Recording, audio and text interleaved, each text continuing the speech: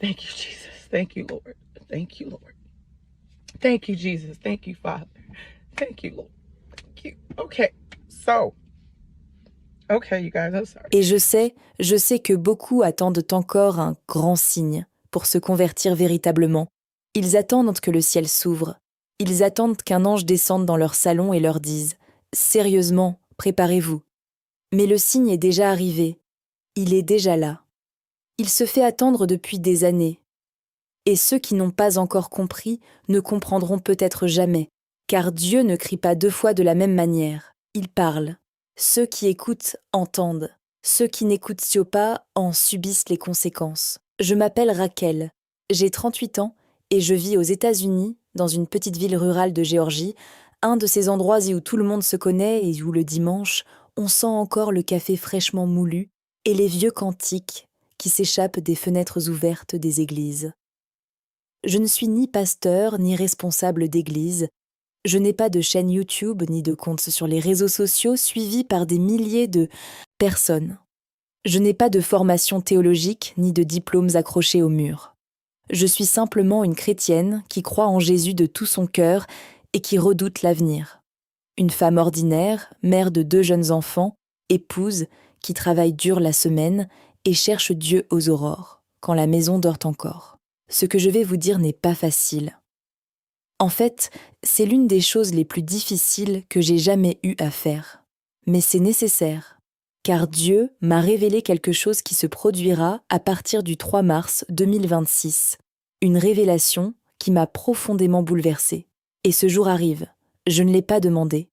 Je n'ai jamais recherché de vision ni de révélation spectaculaire. Mais après tout ce que j'ai vu et entendu en janvier dernier, je ne peux plus me taire. Chaque jour qui passe sans que je prenne la parole, je ressens un poids croissant dans ma poitrine, comme si le Saint-Esprit me poussait à m'exprimer. Ce message s'adresse à ceux qui ont des oreilles pour entendre, à ceux qui croient encore que le Saint-Esprit parle aux siens, à ceux qui ne se sont pas laissés endormir par le rythme effréné de ce monde qui étouffe la voix de Dieu. Tout a commencé fin 2025. Pendant des mois, j'ai vécu dans l'inquiétude, rongée par une angoisse inexplicable. Quelque chose en moi me tourmentait, comme une alarme qui sonnait sans cesse au plus profond de mon âme, jour et nuit, sans jamais s'éteindre. Beaucoup annonçaient 2025 comme l'année de l'effondrement, de la Grande Guerre, du retour du Christ. Et la réalité fut tout autre. Certains événements se sont produits, certes, mais la plupart des prédictions ne se sont pas réalisées, et cela m'a profondément troublée. Je me sentais perdue au milieu de tant de voix, de tant de prophètes sur Internet, de tant de vidéos aux titres alarmistes. J'ai commencé à prier davantage, à jeûner plus intensément, à rechercher la présence de Dieu avec une ferveur que je n'avais jamais connue. Je ne voulais pas être prisonnière des prédictions humaines. Je voulais entendre la voix de Dieu directement. J'avais besoin de sa voix, pas de celle des hommes.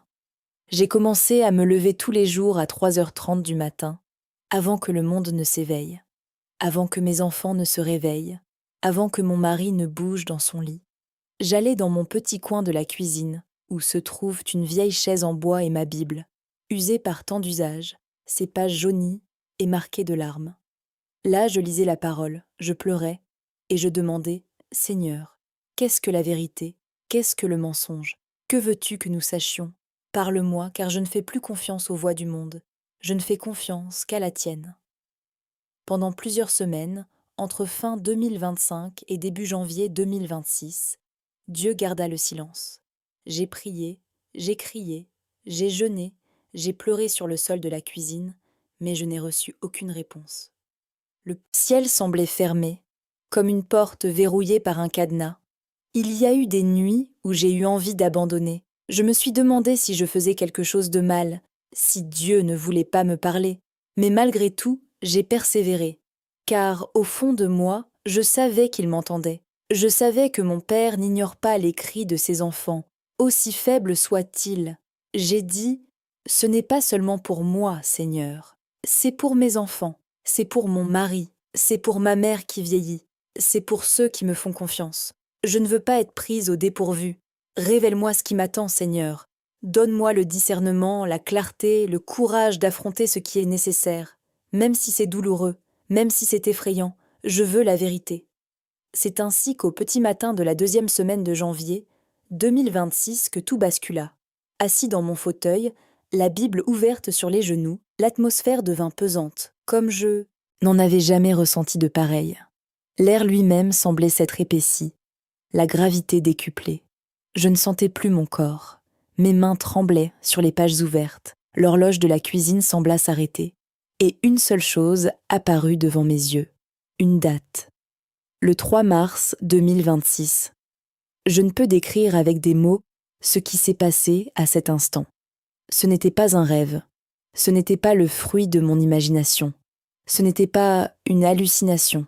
C'était réel, plus réel que tout ce que j'avais jamais vécu. La date était là, juste devant moi, comme écrite dans l'air par un feu invisible.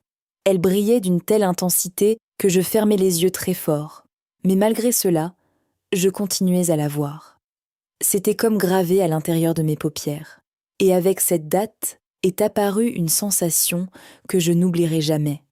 Un mélange de crainte sacrée et d'urgence absolue, comme si chaque seconde comptait désormais. Avant de poursuivre, j'aimerais vous poser une question. Si vous écoutez ceci, merci d'indiquer votre ville et votre région dans les commentaires. Je souhaite savoir d'où vous écoutez. Je veux savoir jusqu'où Dieu porte ce message. Car je sais que s'il vous est parvenu, ce n'est pas par hasard. Alors, indiquez votre ville et votre région dans les commentaires. Et restez avec moi jusqu'à la fin, car ce qui va suivre vous marquera à jamais.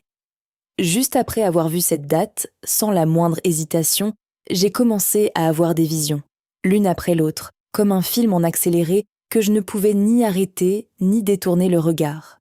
La terre se fissurait sous les pieds des gens, les rues fondaient comme de la cire. Le ciel changeait de couleur, passant du bleu à un gris maladif, puis à un rouge profond et terrifiant. Des enfants couraient pieds nus, pleurant, cherchant désespérément leur mère. Des familles entières hurlaient, incapables de trouver un abri, ne sachant où aller. Les maisons s'effondraient comme si elles étaient faites de carton mouillé. La chaleur était insupportable, comme dans un four industriel à pleine puissance. Et tout semblait complètement hors de contrôle. Personne ne gouvernait, personne ne dirigeait. C'était le chaos. Je voyais des gens fuir dans toutes les directions, mais je ne savais pas exactement de quoi ils fuyaient. Je voyais la faim se propager comme une peste silencieuse qui n'épargnait personne. Je voyais la sécheresse assécher les rivières jusqu'à la dernière goutte. J'ai vu des gens mourir de faim, de soif, de désespoir, les yeux rivés au ciel, implorant une aide qui ne venait pas. J'ai vu la guerre. J'ai vu des pays s'attaquer sans pitié ni avertissement. J'ai vu des bombes s'abattre sur des villes entières, réduisant tout en poussière et en cendres. J'ai vu une épaisse fumée noire recouvrir l'horizon à perte de vue. J'ai vu la peur se peindre sur tous les visages, une terreur que je n'avais jamais vue de ma vie, pas même dans les pires films, pas même dans mes pires cauchemars. Tout s'accélérait, comme si le monde était entré dans une ère de jugement implacable et irréversible. Et au milieu de ce chaos, de cette destruction qui me faisait trembler l'âme, j'ai entendu une voix, claire, ferme, sans cri, mais avec une autorité qui me transperçait le cœur comme une épée.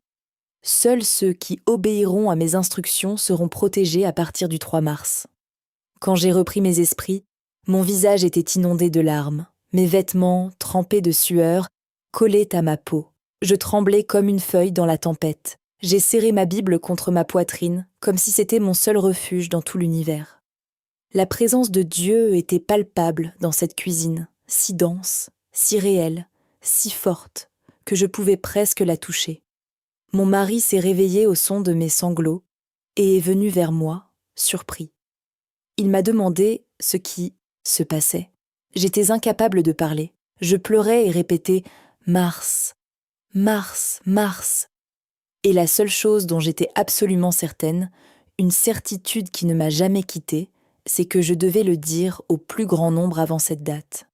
Car cette révélation n'était pas seulement pour moi, elle était pour tous ceux qui voulèrent l'entendre. Dieu était limpide comme l'eau de source. Il permettra que beaucoup de choses se produisent à partir de mars 2026. mais il a aussi montré le chemin de la protection. Et ceux qui l'ignorent souffriront. Ceux qui obéissent seront protégés. Il n'y a pas de juste milieu, il n'y a pas de zone grise.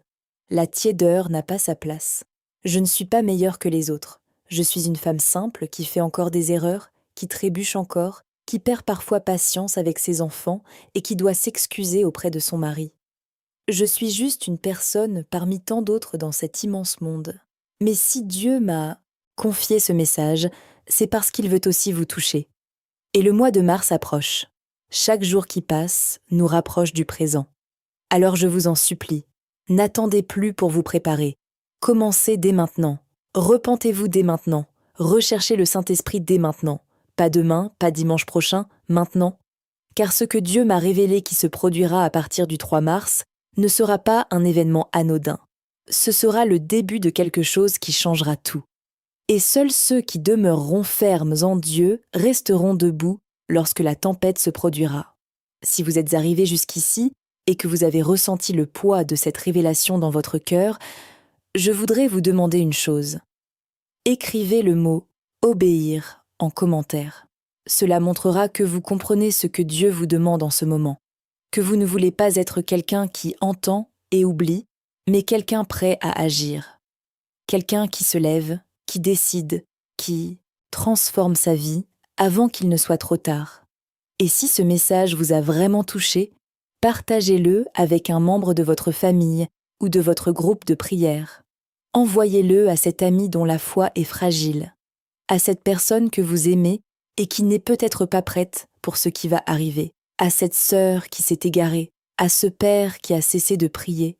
Ce message peut éveiller des vies, il peut sauver des âmes, et ce n'est pas grâce à moi, c'est grâce à Jésus. Amen. Après cette aube de janvier, impossible de dormir. Assise au bord du lit, la Bible sur les genoux, l'esprit submergé d'images impossibles à effacer, malgré tous mes efforts. C'était comme si Dieu m'avait montré un avant-goût de ce qui allait arriver à partir de mars, et que cela s'était gravé à jamais dans mon âme. La chaleur que je voyais n'était pas normale. Ce n'était pas la chaleur estivale de Géorgie que je connaissais. C'était différent. C'était comme si la Terre brûlait, de l'intérieur, comme si le noyau de la planète était remonté à la surface. Les rues s'ouvraient comme des plaies sur la peau d'un corps malade. Les arbres semblaient brûler de l'intérieur, leurs feuilles se flétrissant et tombant en quelques secondes, comme si la vie les aspirait. Les maisons tremblaient comme secouées par un géant invisible, et nous nous cachions désespérément sous les tables, dans les coins, partout où cela paraissait sûr, mais nulle part n'était sûr. J'ai vu le monde entier souffrir, mais le pire, ce qui m'a le plus détruite intérieurement, c'était la panique dans les yeux des gens, une peur que je n'avais jamais vue de ma vie, une terreur qui paralysait même ceux qui voulaient fuir, une horreur qui empêchait même de crier. C'était comme si l'espoir s'était éteint dans tous les yeux, au même instant. J'ai vu des mères pleurer, leurs enfants dans les bras, les serrant si fort que leurs doigts blanchissaient, sans savoir où aller, sans savoir à qui demander de l'aide. J'ai vu des gens courir dans les rues désertes, se retournant comme si quelque chose les poursuivait. Mais je ne voyais pas exactement quoi. Je ne ressentais que la menace. Lourdement, suffocante, partout. L'atmosphère était si tendue qu'il semblait que l'enfer lui-même se soit déchaîné sur la terre et ait pris possession de chaque coin de rue, de chaque maison. Et au milieu de tout cela, j'ai demandé en mon fort intérieur, la voix tremblante. « Seigneur, qu'est-ce que c'est ? Que se passe-t-il ? Pourquoi tant de souffrance ? Pourquoi permets-tu tant de souffrance ?» Je n'ai reçu aucune réponse verbale, seulement d'autres images. Une douleur si intense dans ma poitrine qu'elle m'a pliée en deux, comme si Dieu me montrait ce qu'il essayait d'empêcher, mais que l'humanité refusait d'entendre, comme si son cœur de père était brisé par l'obstination de ses enfants. J'ai ressenti sa douleur, et cette douleur était pire que tout ce que j'ai jamais ressenti de ma vie. La scène a basculé soudainement. J'ai vu des gens mourir de faim partout dans le monde. Ce n'était plus dans des pays lointains comme ceux qu'on voit à la télévision. C'était ici, c'était tout près. J'ai vu des enfants allongés par terre, trop faibles pour pleurer. Le ventre gonflé et vide, les côtes saillantes, les yeux vides, fixant le néant. Certains tremblaient de leur dernière force, d'autres ne bougeaient plus. J'ai vu des mères agenouillées dans la poussière, hurlant à plein poumon, implorant de l'aide en vain. J'ai vu des animaux morts au bord des routes. J'ai vu l'eau s'assécher dans les puits et les rivières, comme si la terre l'avait engloutie. J'ai vu des marchés et des supermarchés déserts, là où il y avait autrefois de l'abondance, les rayons couverts de poussière. C'était comme si la terre avait cessé de produire du jour au lendemain. Tout manquait. Tout était trop cher pour que quiconque puisse se le permettre. Tout avait été perdu.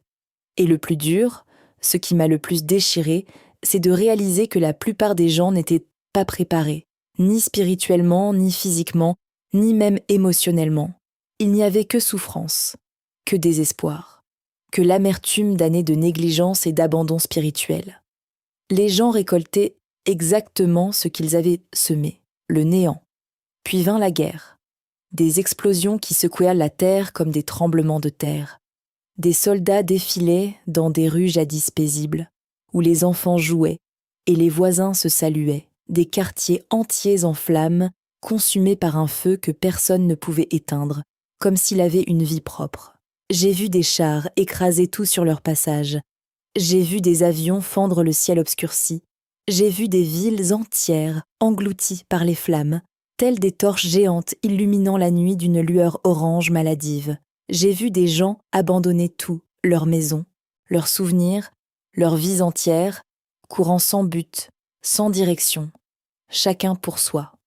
Personne n'aidait personne. L'égoïsme régnait en maître. La compassion avait disparu. Des familles séparées dans le chaos, des parents cherchant des enfants qu'ils ne reverraient jamais, des maris appelant des femmes qui ne répondaient plus, des gens tentant de franchir des frontières avec pour seul bien leurs vêtements, les mains vides et le cœur brisé en 1000 morceaux. Et le pire de tout, de petits pays rayés de la carte comme s'ils n'avaient jamais existé, comme des gribouillis effacés d'un coup, très vite, très violemment, très réels, très définitifs, sans retour en arrière, sans seconde chance. Je savais, au fond de moi, que j'assistais à l'issue inévitable d'un monde qui avait tourné le dos à Dieu. Ce n'était pas un châtiment arbitraire d'un Dieu vengeur, c'était la conséquence naturelle de la désobéissance collective.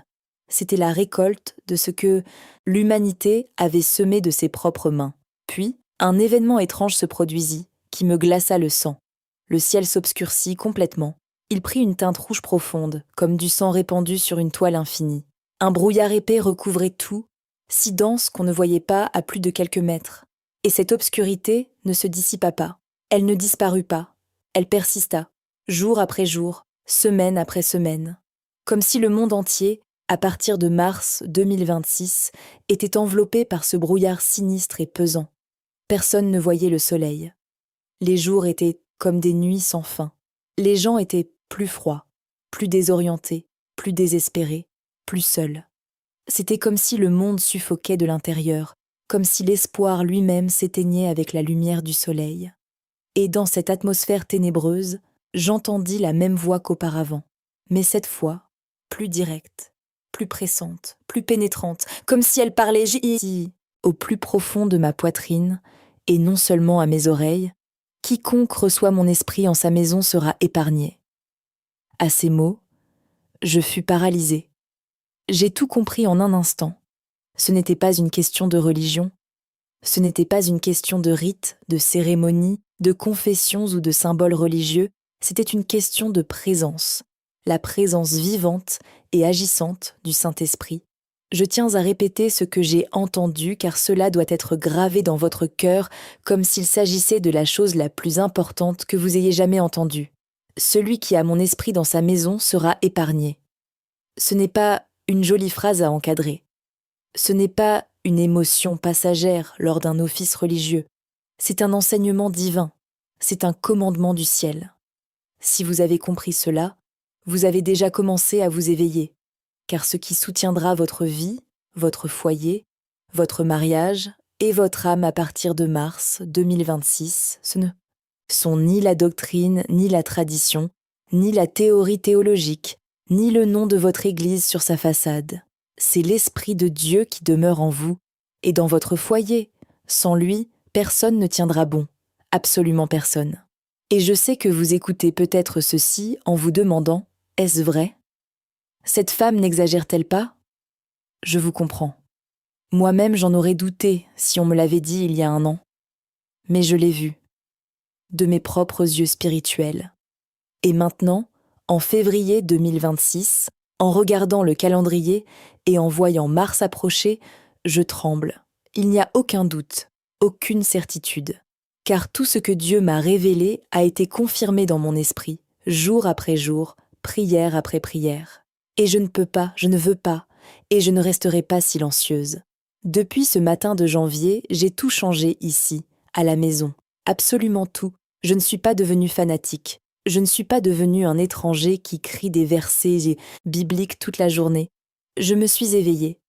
J'ai ouvert les yeux spirituels que je gardais fermés par commodité, paresse et par peur de ce que je découvrirais en examinant vraiment ma propre vie. J'ai commencé à prier avec ma famille tous les jours, sans exception, sans excuse, sans même dire « je suis fatiguée aujourd'hui ». J'ai demandé pardon pour tout ce dont j'avais besoin, des choses que je portais depuis des années, en faisant comme si elles n'existaient pas. J'ai confessé des péchés enfouis au plus profond de mon cœur, comme des gravats sous le tapis.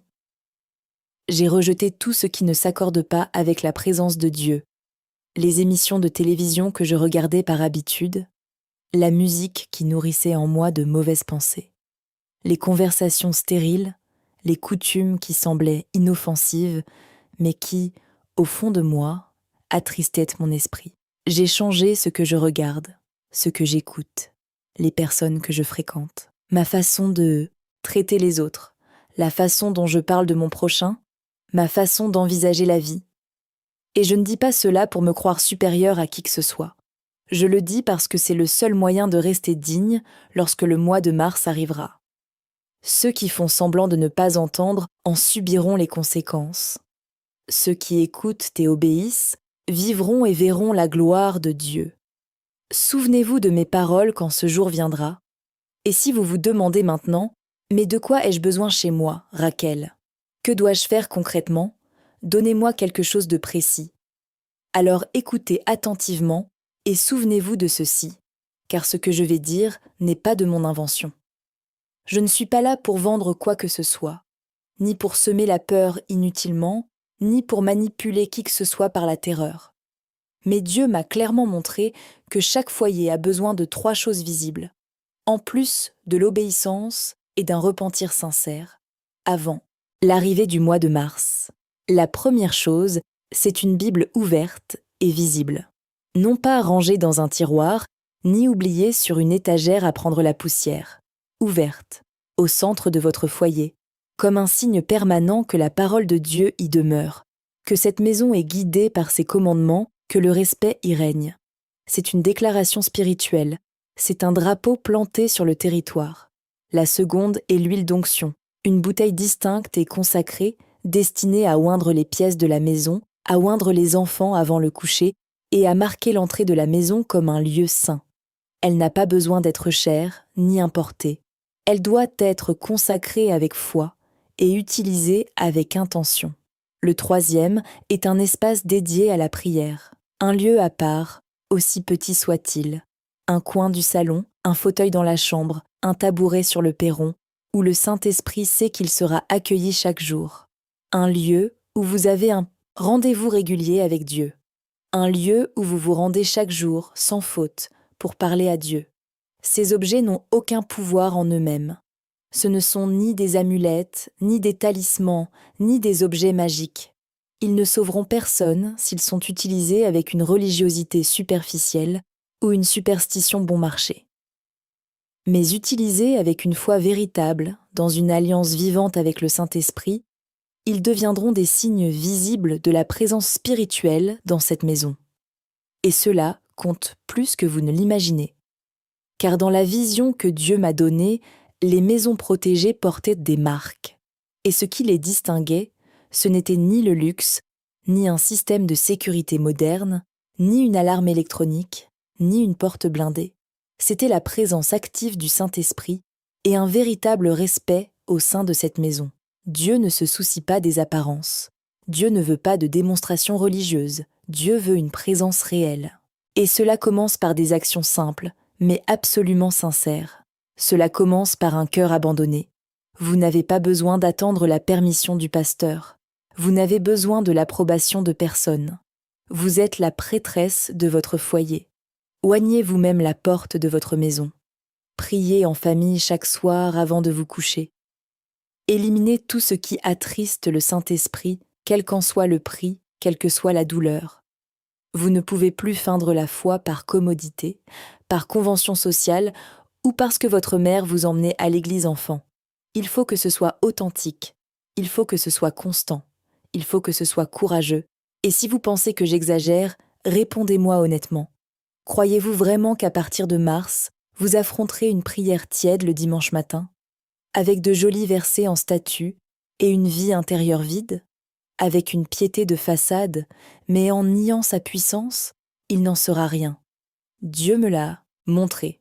Et je vous le dis d'une main tremblante en écrivant ces lignes, seuls ceux qui sont remplis du Saint-Esprit pourront endurer ce que l'année 2026 apportera à partir de mars. Alors oui, ayez une Bible ouverte, ayez de l'huile pour l'onction, aménagez un lieu de prière, mais surtout, vivez pleinement votre foi, un repentir sincère, une recherche constante, la sainteté même en l'absence de témoins, même quand personne ne vous applaudit, même quand votre entourage semble vivre comme si de rien n'était, car ce qui est à venir ne tiendra pas compte des titres, il ne tiendra pas compte des positions, il ne tiendra pas compte de ceux qui prêchent avec éloquence en chair, il tiendra compte des marques.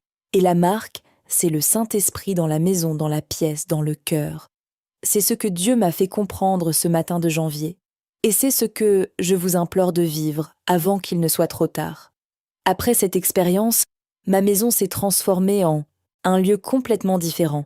Je ne dis pas cela pour paraître mystique ou extraordinaire. Je le dis parce que je l'ai vécu personnellement. L'atmosphère a changé, l'air était différent. Même mon mari, qui au début pensait que c'était mon imagination et que j'exagérais, a commencé à ressentir la présence de Dieu dans la maison. Une semaine plus tard, il m'a même dit « Raquel, il y a quelque chose de différent ici. Je ne peux pas l'expliquer, mais c'est le cas. » Et je savais ce que c'était. C'était le Saint-Esprit qui nous visitait. Car il avait enfin trouvé un lieu pur où demeurer. Il ne demeure pas dans la souillure. Il ne reste pas là où règne l'idolâtrie, le mensonge, la malhonnêteté, les commérages, le mal caché. Il est saint. Et là où il règne, règne la paix. Une paix que le monde ne peut ni donner, ni enlever. J'ai commencé à apprendre à mes enfants à prier avec moi, même si ce n'était que 5 minutes avant le coucher. J'ai déplacé la télévision du centre de la pièce et j'y ai placé la Bible. Je suis allée à la porte d'entrée et je l'ai ointe d'huile. J'ai touché chaque mur de la maison et j'ai dit à haute voix « Seigneur, cette maison est à toi. Je ne veux pas seulement te rendre visite le dimanche, je veux que ton esprit meure ici, que ton esprit habite ces murs, ce sol, ce plafond, que tout mal reste loin de cette porte. » Ce n'était pas un rituel, ce n'était pas de la superstition, c'était une décision. Une décision née de la crainte respectueuse que j'ai ressentie après cette vision. Car après ce que j'ai vu, j'ai compris avec une clarté effrayante que mars 2026 ne fera pas de cadeau à ceux qui jouent avec Dieu. Il frappera ceux qui vivent à des apparences, mais il épargnera aussi ceux qui ont pris le message au sérieux. Et j'ai décidé que ma maison ferait partie de ceux qui l'ont prise au sérieux. Une nuit, environ 2 semaines après la vision, je me suis réveillée, en sursaut avec une sensation étrange. Ce n'était pas une vision, c'était bien réel. J'ai vu la porte du salon entr'ouverte, alors que j'étais absolument certaine de l'avoir verrouillée avant de me coucher. J'ai voulu la fermer, et lorsque j'ai touché la poignée, un frisson m'a parcouru tout le bras. Ce n'était pas de la peur, c'était un avertissement. Comme si Dieu me disait, très clairement, « Sois plus vigilante, protège ta maison, ne baisse pas ta garde. » À cet instant, je suis allée dans ma chambre, je me suis agenouillée sur le sol froid et j'ai commencé à prier à voix haute. Ce n'était pas une belle prière, ni une prière théologique. C'était une prière simple et désespérée. Les mots jaillissaient. Les larmes ruisselaient sur mon visage. Mon nez était bouché à force de pleurer. Et là, j'ai compris quelque chose de plus. Quelque chose qui est resté gravé en moi comme une flamme. Celui qui gouverne maintenant restera. Celui qui se tait sera envahi. Le monde regorge de croyants silencieux. Ils ont la Bible sur leur téléphone. Mais la prière est absente de leur foyer. Ils connaissent des versets par cœur, publient de belles phrases sur les réseaux sociaux, portent des t-shirts à l'effigie de Jésus, mais leur relation avec Dieu est superficielle. C'est pourquoi ils sont fragiles. C'est pourquoi le moindre vent les terrasse. La moindre crise les fait douter. La moindre pression les pousse à renier leur foi. Le Saint-Esprit n'est pas un accessoire dans votre vie chrétienne.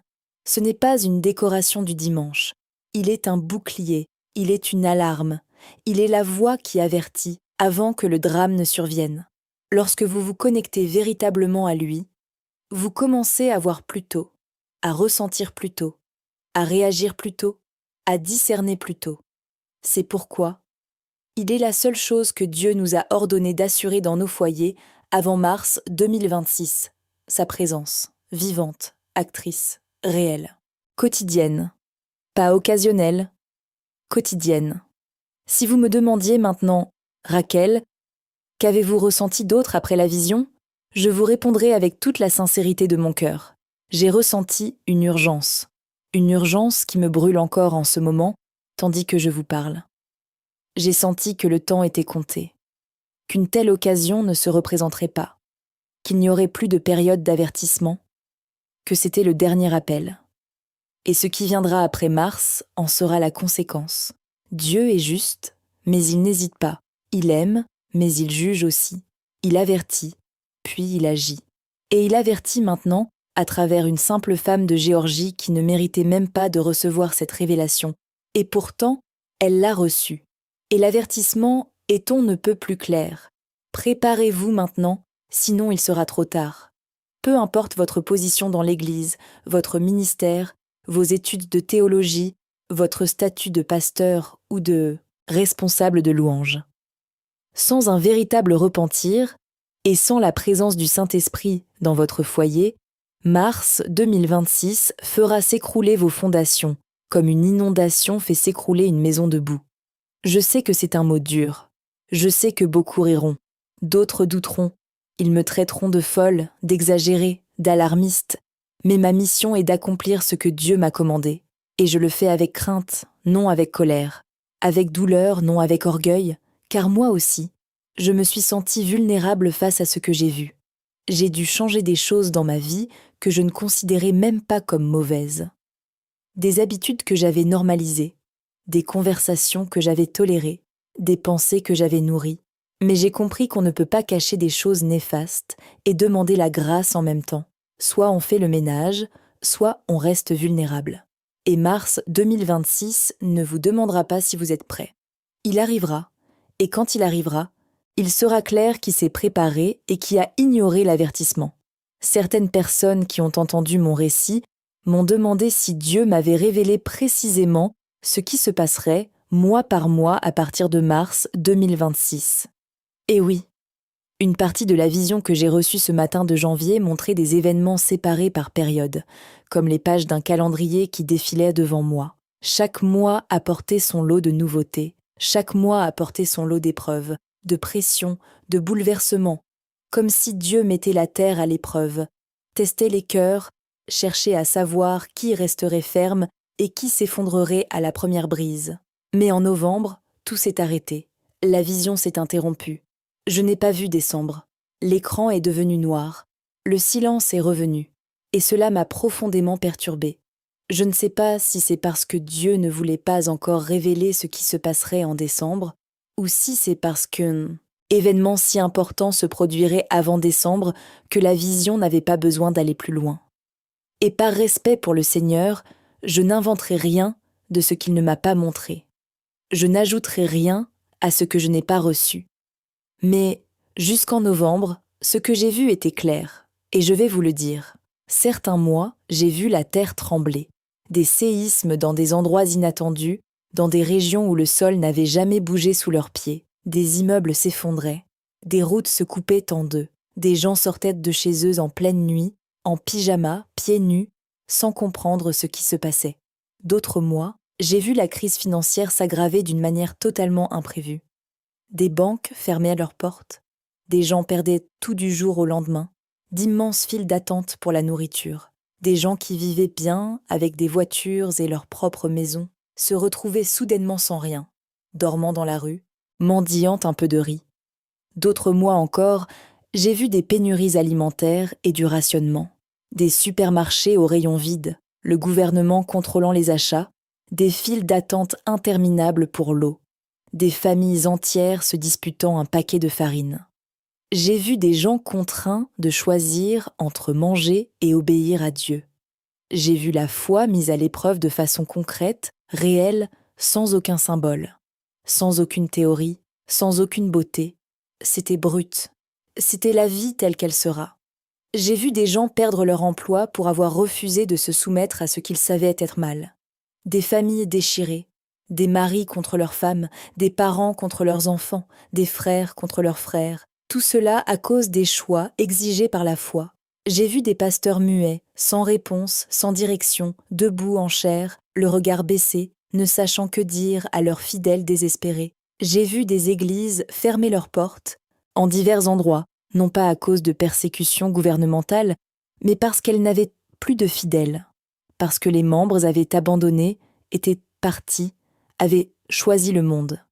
Et le plus marquant, ce qui m'a fait pleurer pendant cette vision, j'ai vu de nombreux responsables chrétiens affirmer avec conviction, du haut de leur chair et sur leur chaîne, « Ce n'est qu'une phase, calmez-vous, Dieu y remédiera, cela passera. » Mais au fond de moi, je savais avec une certitude absolue, ce n'était pas une phase, c'était le commencement.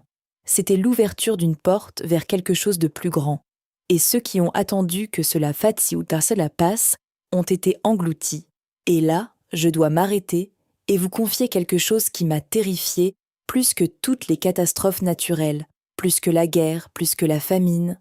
J'ai vu quelque chose qui m'a anéanti de l'intérieur. J'ai vu tant de chrétiens, des gens qui allaient à l'église tous les dimanches, des gens qui levaient les mains en signe de louange, des gens qui publiaient des versets bibliques sur les réseaux sociaux, renier leur foi, non pas à cause de la persécution, non pas parce que quelqu'un leur avait mis une arme sur la tempe pour leur ordonner de renier Jésus. Non. Ils la reniaient par commodité, par confort, par peur de perdre leur emploi, par peur de perdre leur statut social, par peur d'être différents. C'était une décision froide, calculée, consciente. Des gens qui juraient de ne jamais tomber, abandonnant la vérité par commodité, acceptant d'étranges alliances avec le monde, restant silencieux face au mal pour préserver leur position, leur salaire, leur sécurité, leur vie confortable. Et Dieu m'a parlé à ce moment-là, d'une voix si ferme qu'elle m'a fait mal. Cela ne m'appartient pas, car celui qui m'aime m'obéit, même au milieu du feu, même si cela lui coûte tout. Cela m'a bouleversée d'une manière indescriptible. J'ai tellement pleuré que j'ai cru m'évanouir pendant la vision, car j'ai compris l'essentiel. Le plus grand danger de 2026, à partir de mars, n'est pas le chaos extérieur. Ce n'est pas le tremblement de terre, ce n'est pas la guerre, ce n'est pas la famine. C'est la trahison spirituelle intérieure. C'est le chrétien qui trahit le Christ d'un baiser, comme Judas, pour sauver sa propre peau. Et je vous pose maintenant la question, et je veux que vous y répondiez en votre fort intérieur avant de poursuivre. Renieriez-vous votre foi pour conserver votre emploi? Garderiez-vous le silence face au mal pour ne pas perdre vos amis? Abandonneriez-vous la vérité pour continuer à être accepté par le monde? Si la réponse est oui, ou même si vous ne savez pas, alors ce message vous est tout particulièrement destiné. Car le mois de mars mettra précisément cela à l'épreuve. Mars séparera le bon grain de l'ivraie. Et cette séparation ne sera pas l'œuvre des anges au ciel. Elle sera le fruit de vos propres choix ici-bas. Alors, si vous souhaitez un foyer sûr à partir de mars 2026, commencez par rompre les pactes que vous avez conclus avec le monde. Prier pour être protégé et persister dans le péché est inutile. Oindre les murs est vain si votre cœur est souillé. Il faut rompre avec le mal. Il faut confesser ses péchés. Il faut changer. Vraiment. pas seulement en parole. Dieu observe davantage ce qui se passe dans la chambre à coucher que ce qui se passe en chair. Il observe davantage les comportements au sein du foyer que les paroles prononcées à l'église. Il observe davantage ce que vous faites en secret que ce que vous faites en public. Votre foyer ne sera marqué par la présence de Dieu que si la vérité y règne. Si le repentir y est présent, si l'obéissance y est vécue. Sans cela, vous pouvez avoir la plus belle Bible du monde ouverte sur la table, des litres d'huile d'onction, le coin prière le plus somptueux, cela ne servira à rien. Car Dieu ne regarde pas à l'extérieur, il regarde à l'intérieur. Et si vous avez l'impression de manquer encore de structure, de ne pas savoir par où commencer, d'être confus et perdu, commencez par l'essentiel. Demandez l'aide du Saint-Esprit, il vous guidera. Il n'est pas nécessaire que ce soit parfait, il faut que ce soit authentique. Il n'est pas nécessaire de tout savoir, il faut chercher. Il vous montrera ce qu'il faut éliminer, ce qu'il faut briser, ce qu'il faut restaurer, ce qu'il faut réparer. Il vous alertera sur les amitiés qui doivent en prendre fin, les habitudes dont il faut se défaire, les décisions à reconsidérer, les engagements à rompre. Le Saint-Esprit n'est pas silencieux, il parle chaque jour. Mais seuls ceux qui choisissent d'écouter parlent. Et ceux qui écoutent maintenant, avant mars, seront guidés lorsque le monde s'assombrira. Ceux qui ignorent maintenant erreront seuls dans les ténèbres. Je vous laisse avec une luquante, idée que Dieu a profondément ancrée dans mon cœur durant ces semaines de janvier et qui ne me quittera jamais, comme une marque indélébile sur mon âme. Chaque foyer a besoin d'être un petit hôtel. Il n'a pas besoin d'être grandiose, ni beau, ni même digne d'Instagram. Mais il doit être quotidien. Aménager un lieu, un moment, un engagement, laisser tout tomber et parler à Dieu, à votre famille. Même si ce n'est que 10 minutes, même si vos enfants se plaignent, même si votre conjoint trouve cela étrange au début. La présence de Dieu ne se manifeste pas là où il n'y a pas de constance. Elle ne demeure pas là où elle n'est visitée qu'occasionnellement. Et la libération que beaucoup implorent dépendra précisément de cela, de la constance de cet autel au sein du foyer. Mars 2026 sera difficile. Je ne vais pas vous mentir. Ce que j'ai vu est dur à accepter. Mais celui qui se trouve au cœur de la volonté de Dieu ne sera pas détruit. Pleurera-t-il ? Oui. Souffrera-t-il ? Oui. Perdra-t-il des choses ? Probablement. Mais il restera debout. Il aura la protection du Saint-Esprit comme un bouclier invisible qu'aucune bombe, aucune crise, aucune famine, aucune obscurité ne pourra percer. Et c'est la promesse que Dieu a faite à ceux qui obéissent.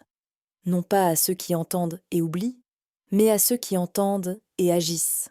Après avoir partagé cette vision avec des sœurs proches, des femmes que je connais depuis des années et dont je sais qu'elles craignent véritablement Dieu, 2 d'entre elles sont venues me voir en pleurs. L'une d'elles, une femme de 62 ans qui prie à l'aube depuis plus de 20 ans, m'a pris les mains et m'a dit d'une voix étranglée « Rachel, j'ai ressenti la même chose que toi. Pendant des semaines, le Saint-Esprit m'a empêchée de dormir. Il me révèle des choses. Il me montre ce qui va arriver. Mais je n'avais pas le courage de parler. J'avais peur d'être jugée. J'avais peur qu'on me prenne pour une vieille femme. » L'autre, une jeune femme de 28 ans qui fréquente la même église que moi, m'a confié que depuis des mois, Dieu l'appelait à se sanctifier, à se détacher de ce qu'elle savait être mal, mais qu'elle repoussait toujours l'échéance. Elle disait toujours « Je m'en occuperai la semaine prochaine ». Elle continuait de repousser l'échéance.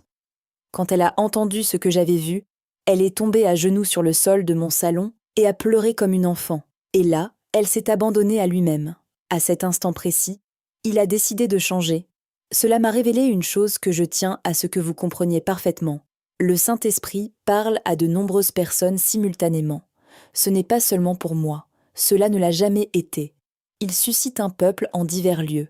Des gens ordinaires, sans notoriété, sans influence, sans tribune, sans disciples, mais dotés d'une sensibilité spirituelle.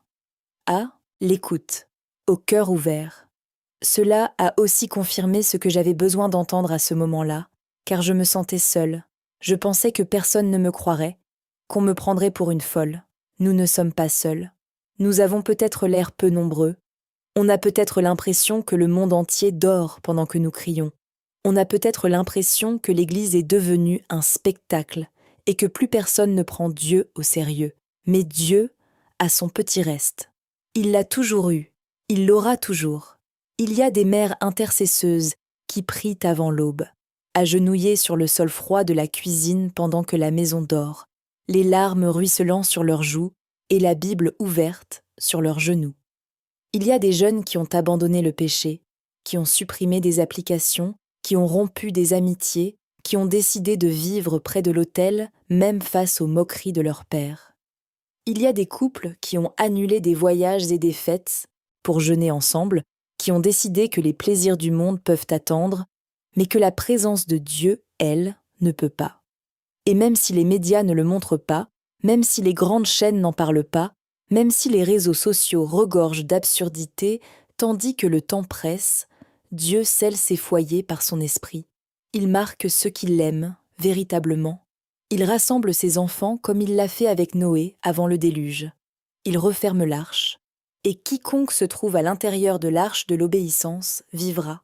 Quiconque est à l'extérieur affrontera la tempête sans protection. Et je sais que beaucoup attendent encore un grand signe pour se convertir véritablement. Ils attendent que le ciel s'ouvre. Ils attendent qu'un ange descende dans leur salon et leur dise « Sérieusement, préparez-vous ». Mais le signe est déjà arrivé, il est déjà là. Il se fait attendre depuis des années. Et ceux qui n'ont pas encore compris ne comprendront peut-être jamais. Car Dieu ne crie pas deux fois de la même manière. Il parle. Ceux qui entendent, entendent. Ceux qui n'entendent pas en subissent les conséquences. C'est pourquoi je n'attends plus. J'agis. Je prie. Je fais le ménage. Je prends mes distances avec ce qui me retient. Et j'apprends à ma famille à faire de même. Chaque jour. Sans relâche. Sans interruption spirituelle. Car lorsque tout s'assombrit dehors, dès le mois de mars, je veux que ma maison soit un lieu de lumière. Je veux que la gloire de Dieu soit si présente entre mes murs que même les passants sentent qu'il y a quelque chose de différent à l'intérieur. Et cette présence ne s'obtient que par le sacrifice. Il n'y a pas de raccourci. Il n'y a pas de négociation. Il n'y a pas d'autre solution. C'est la reddition ou rien. Une voisine, croyante depuis plus de 15 ans, qui a entendu mon histoire, m'a raconté qu'après m'avoir écoutée, elle était rentrée chez elle et avait aménagé un espace dédié à la prière. Elle a enlevé la télévision du salon. Elle a installé un fauteuil dans un coin, une petite table, une Bible ouverte et une petite coupe d'huile d'olive consacrée. Elle m'a envoyé une photo de ce petit coin et j'ai pleuré. Non pas à cause de la décoration, ni de l'esthétique. J'ai pleuré parce que j'ai compris. Quelqu'un a entendu le message. Quelqu'un a agi. Quelqu'un ne s'est pas contenté d'acquiescer en disant Amen. Amen. Et si dit à Amen et de reprendre le cours de sa vie comme si de rien n'était. Et c'est tout ce que Dieu veut, que nous réagissions, que nous prenions cela au sérieux, que nous préparions un autel chez nous, même sans applaudissements, même sans reconnaissance, même sans que personne ne publie sur Instagram en disant « Regardez comme mon coin prière est beau », car c'est dans le secret que naît la libération. C'est dans les lieux cachés que Dieu se révèle. C'est dans le silence de la pièce, au petit matin, à genoux, que le Saint-Esprit marque votre foyer de feu. Si vous avez écouté jusqu'ici, je vous en supplie du fond du cœur, n'ignorez pas cet avertissement. Ne doutez pas simplement parce que, pour l'instant, tout semble normal. L'Égypte aussi était normale avant les plaies. Sodome paraissait prospère avant que le feu ne s'abatte sur elle. Le peuple de Noé riait, mangeait, buvait, se mariait et faisait la fête lorsque la pluie a commencé. Le monde continuera de sourire, de publier des photos joyeuses, de faire des projets comme si de rien n'était, jusqu'au moment fatidique. Mais ceux qui ont été avertis n'ont plus d'excuses. Dieu donne le temps de s'adapter, de se corriger, de se purifier. Et ce temps est venu. Nous sommes en février. Mars approche à grands pas. Et quand mars arrivera, il sera trop tard pour réagir. Il ne restera plus qu'à récolter ce qui a été semé. Je continuerai à parler, même si personne ne m'écoute, même si on me prend pour un fou, même si on se moque de moi, car mon engagement n'est pas envers l'opinion des hommes, mais envers Dieu, et envers ceux qui cherchent sincèrement le salut. Si vous voulez être de ceux-là, levez-vous maintenant. Où que vous soyez, rejetez ce qui attriste le Saint-Esprit, rompez les alliances néfastes, demandez pardon, oignez votre maison, et dites à haute voix, maintenant, en cet instant précis, même à voix basse, quant à moi et à ma maison, nous servirons le Seigneur. Ce n'est pas qu'une jolie phrase sur un t-shirt chrétien, c'est un sceau d'alliance, c'est une déclaration spirituelle que les anges enregistrent et que les démons tremblent d'entendre. Et c'est ce sceau qui vous protégera au temps du jugement qui commence en mars. Amen. Après avoir commencé à partager cette vision avec davantage de personnes, j'ai remarqué quelque chose qui m'a blessée, mais auquel je m'attendais déjà. Certains frères et sœurs ont réagi avec humilité et crainte. Ils se sont agenouillés, ils ont pleuré, ils ont décidé de changer, mais d'autres ont réagi avec moquerie, avec ironie, avec ce sourire narquois. Certains m'ont accusé d'exagérer. Ils disaient que je essayais d'effrayer les gens, que je en voyais trop. Quelqu'un m'a même dit « Raquel, tu as besoin d'un psychologue, pas d'une chaire ». J'ai tout écouté en silence. Je n'ai pas répondu. Je n'ai pas argumenté. Je n'ai essayé de convaincre personne. Mais intérieurement, le Saint-Esprit m'a parlé avec une clarté qui m'a donné la chair de poule. Tout le monde ne veut pas écouter, Raquel. Seuls ceux qui ont soif comprendront. N'insiste pas. N'aborde pas ceux qui ont déjà décidé de se boucher les oreilles. Transmets le message et laisse-moi faire. Et cela m'a profondément marqué, car j'ai compris que ce qui compte, ce n'est pas le nombre de personnes qui écoutent, c'est la qualité de l'obéissance de ceux qui écoutent qui compte. Dieu ne cherche pas un public. Il ne recherche pas le nombre, il ne recherche pas les « j'aime ». Dieu cherche des enfants qui s'éveillent. Et s'il en trouve 10, c'est suffisant. S'il en trouve un seul, c'est déjà une grâce. J'ai compris que cette révélation n'était pas pour tout le monde. Elle était pour ceux qui restent sensibles, pour ceux qui tremblent encore devant la parole, pour ceux qui accordent plus de valeur à la voix du Saint-Esprit qu'à celle d'un influenceur numérique. Le problème, c'est que beaucoup, aujourd'hui, n'écoutent plus l'Esprit. Ils veulent de la nouveauté, du spectacle, des miracles instantanés, des prophéties personnalisées, des jeux de lumière et un orchestre. Mais ils rejettent la repentance, le repentir, la soumission. Et sans repentance, il n'y a pas de présence. Et sans présence, mars 2026 sera un mois de destruction, dans les foyers comme autour de nous. Je ne dis pas cela pour effrayer, mais parce que je l'ai vu, parce que je l'ai entendu, parce que je l'ai senti, que je l'ai ressenti personnellement. Parce que je le ressens encore, chaque fois que je ferme les yeux et que ces images me reviennent.